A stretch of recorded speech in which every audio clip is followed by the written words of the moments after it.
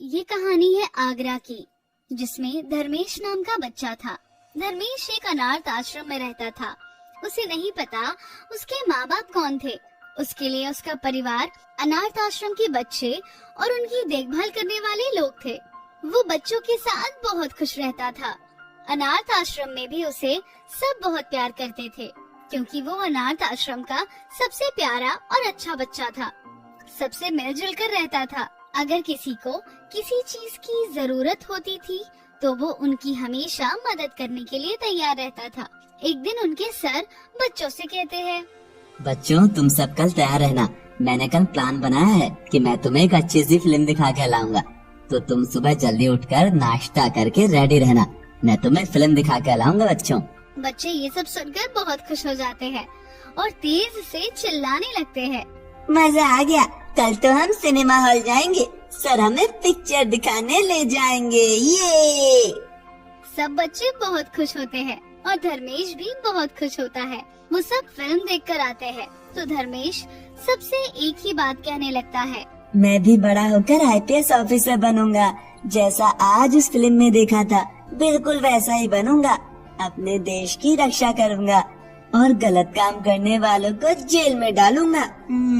सब उसकी बात सुनकर उसका मजाक बनाते हैं। तू आईपीएस ऑफिसर कैसे बनेगा? तू तो एक अनाथ बच्चा है, उसमें बहुत पैसे लगते हैं और बहुत पढ़ाई भी करनी पड़ती है बच्चों। फिर धर्मेश अपने मन में ठान लेता है कि वो आईपीएस ऑफिसर ही बनेगा। एक दिन धर्मेश सोचता है, मैं और पढ़ाई करने के लिए और किसी स्कूल में दाखिला लेने के लिए कुछ काम करना शुरू कर देता हूँ, जिससे मैं किताबें खरीद सकूं और आईपीएस ऑफिसर बन सकूं। वो सोचता है कि वो कल से जूते पॉलिश का काम करेगा और फिर वो अपने सर से कहता है, सर मैं कल से अनाथ आश्रम के बाहर ही शूज पॉलिश किया करूँगा, जिससे मैं अपने आईपीएस की पढ़ाई के लिए अभी से पैसे जमा कर सकूं। क्योंकि सर मुझे एक आईपीएस ऑफिसर बनना है, मुझे भी अपने देश की रक्षा करनी है। बेटा ये तुम कैसी बातें कर रहे हो? तुम अभी से काम करना चाहते हो? अभी तुम बहुत छोटे हो, तुम्हारे खेलने कूदने की और पढ़ाई करने का टाइम है। अभी से काम के चक्कर में मत पड़ो। जब थोड़े बड़े हो जाओगे तब तुम काम कर लेना, तब मैं भी तुम्हें मना नहीं करूँगा।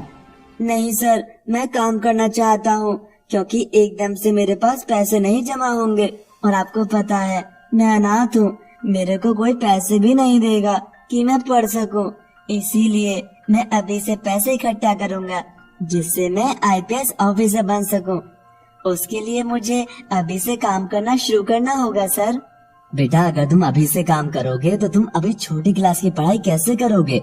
और जब अभी बेस क्लियर नहीं करोगे तो फिर आगे आईपीएस कैसे बनोगे? उसके लिए तो तुम्हें ये छोटी क्लास भी तो पढ़नी होगी ना, और अच्छे नंबर लाने होंगे। आप उस बात की चिंता मत करिए सर, मैं मेहनत करके पढ़ाई करूँगा और साथ ही साथ काम भी करूँगा। मैं अपना खेलने कूदने में टाइम इतना वेस्ट नहीं करूँगा, जितनी जरूरत हो उतना ही खेलूंगा। मैं अपना टाइम टेबल बना लूंगा, जिसकी वजह से मुझे हर काम करने में आसानी होगी।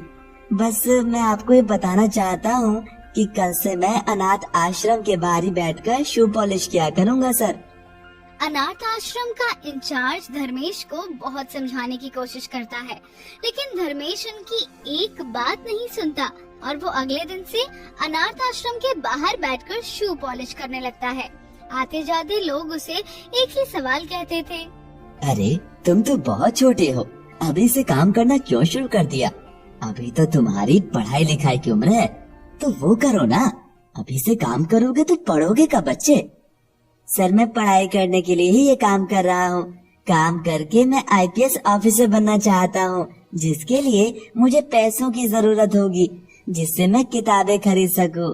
उसके लिए मैं अभी से पैसे इकट्ठे कर रहा हूँ। लोग अक्सर धर्मेश से यही सवाल करते थे और धर्मेश जवाब में यही कहता था, तो लोग उसकी बात सुनकर हंसकर चले जाते थे और कहते थे, एक मोची आईपीएस ऑफिसर बनेगा, लो कर लो बात।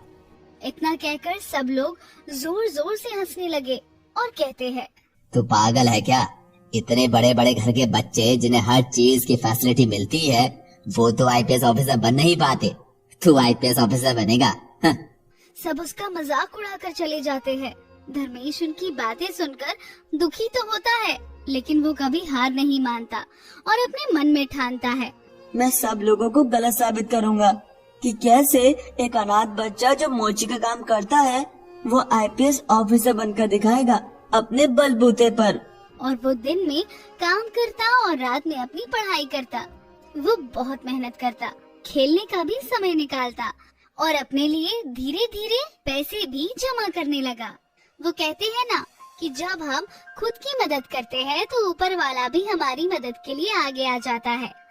एक दिन अनाथ आश्रम में बच्चों को गोद लेने के लिए मिस्टर एंड मिसेस सिंह आए। अनाथ आश्रम की सभी बच्चों को देखते हैं और अनाथ आश्रम के इंचार्ज से कहते हैं, देखिए सर, हम आपके आश्रम से एक बच्चा गोद लेना चाहते हैं।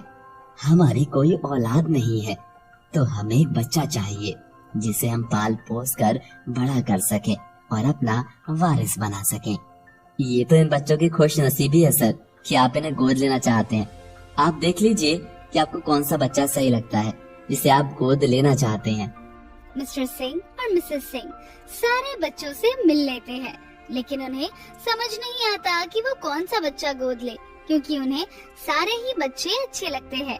फिर वो आश्रम इंचार्ज से बोलकर जाते हैं, हमें सब बच्चे इतने पसंद हैं कि हम समझ नहीं पा रहे हैं कि हम कौन सा बच्चा अडॉप्ट करें। आप हमें एक दिन का समय दीजिए, हम कल आकर सारी फॉर्मेलिटी पूरी करके एक बच्चे को लेकर चले जाएंगे। जैसी आपकी इच्छा सर, आप कल आ जाइए और जो भी बच्चा आपको सही लगे उसे आप फॉर्मेलिटी पूरी करके ले जाइए। मिस्टर सिंह मिसेस सिंह जैसे ही बाहर आते हैं, उनकी नजर आश्रम के बाहर बैठे बच्चे धर्मेश पर पड़ती है। धर्मेश को देखकर मिसेस सिंह बहुत ही भावुक हो जाती है और वो मिस्टर सिंह से कहती है, देखिए जी, ये बच्चा कितना प्यारा है। इसको देखकर तो ऐसा लग रहा है कि बस झट से जाकर इसे अपने गले से लगा लो। ऐसा लग रहा है कि मानो मेरा ही बच्चा हो। मैं इस बच्चे को अपना बच्चा बनाना चाहती हूँ। पर ये बच्चा अनाथ आश्रम के बाहर बैठा है, पता नहीं किसका बच्चा है। चलो कोई बात नहीं, एक बार जाकर इस बच्चे से बात करते हैं। मिस्टर सिंह और मिसेस सिंह धर्मेश के पास आकर उसे कहते हैं, हेलो बेटा, आपका नाम क्या है और आप कहाँ रहते हो? हेलो अंकल आंटी, मेरा नाम धर्मेश है और मैं इसी अनाथ आश्रम में रहता हूँ। मेरे माँ बाप नहीं है, इसीलिए मैं यही रहता हूँ। ये अनाथ आश्रम ही मेरा परिवार है। बेटा, अगर तुम इसी अनाथ आश्रम में रहते हो तो अभी हम अंदर थे, सारे बच्चे अंदर ही थे। तुम बाहर बैठकर शू पॉलिश क्यों कर रहे हो? क्या ये लोग तुम्हें अनाथ आश्रम में नहीं रखते या तुम पर कोई अत्याचार कर रही हैं? तुम्हें मजबूरन काम करवा रही हैं? नहीं नहीं अंकल, मैं ये काम अपनी मर्जी से कर रहा हूँ। दरअसल मैं पैसे इकट्ठे कर रहा हूँ क्योंकि मुझे बड़ा होकर आईपीएस ऑफिसर बनना है जिससे मैं कुछ भी खरीद सकूँ। इसीलिए मैं अभी से पैसे जमा कर रहा हूँ जिससे मेरी पढ़ाई में कोई रुकावट न आ जाए। मिसेस सिंह धर्मेश की बातें सुनकर उसे जोर से गले लगा लेती है और मिस्टर सिंह से कहती है, देखिए जी, मैं इसी बच्चा को अडॉप्ट करूंगी। आप जाकर ओनर से बात करिए, सारी फॉर्मेलिटीज पूरी करिए। हम धर्मेश को आज ही अपने साथ ले जाएंगे। फिर मिस्टर सिंह और मिसेस सिंह अनाथ आश्रम के ओनर से बात कर लेते हैं, सारी फॉर्मेलिटीज पूरी कर देते हैं और धर्मेश को अपने साथ ले आते हैं। धर्मेश को थोड़ा अजीब लगता है, लेकिन मिस्टर सिंह और मिसेस सिंह उसका एक बड़े से स्कूल में दाखिला करा देते हैं और उसे कहते हैं, तुम हमारे बेटे हो, तुम्हें कोई भी काम करने की जरूरत नहीं है। मैंने तुम्हारा शहर के सबसे बड़े स्कूल में एडमिशन करा दिया है। तुम मन लगाकर पढ़ाई करो और अपना सपना पूरा करो। तुम्हें पैसों की चिंता करने की कोई जरूरत नहीं है। बस मेहनत करो और आईपीएस ऑफिसर बनो, मेरा भी नाम रोशन करो। मुझे बहुत खुशी होगी जब सब मुझे ये कहेंगे कि देखो, धर्मेश आईपीएस ऑफिसर की माँ जा रही है। ये सब तुम्हारा ही सपना नहीं है, हमारा भी सपना है। तुम मेहनत करो और आईपीएस ऑफिसर बनो।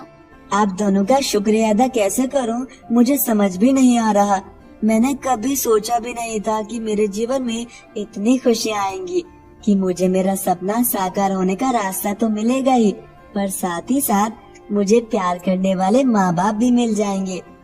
मैं आज से वादा करता हूँ कि मैं आईपीएस ऑफिसर बनकर रहूंगा और आप दोनों का नाम रोशन करूंगा और अपना सपना भी साकार करूंगा। आप बस मुझे अपना आशीर्वाद दीजिए।